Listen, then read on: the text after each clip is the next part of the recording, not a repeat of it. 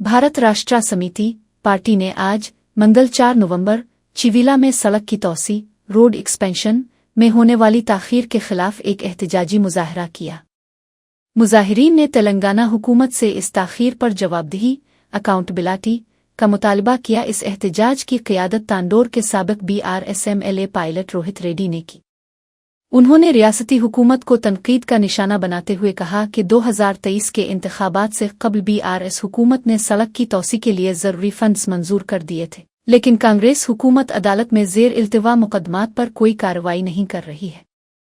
रोहित रेड्डी ने पीर को चिविला में होने वाले बस हादसे का हवाला देते हुए कहा कि अवाम की हिफाजत सबसे अहम है, पैरामाउंट। उन्होंने मरकजी और रियासती हुकूमत से फौरी इक़दामात करने और चिविला में सड़क की तोसी का काम शुरू करने का मुतालबा किया।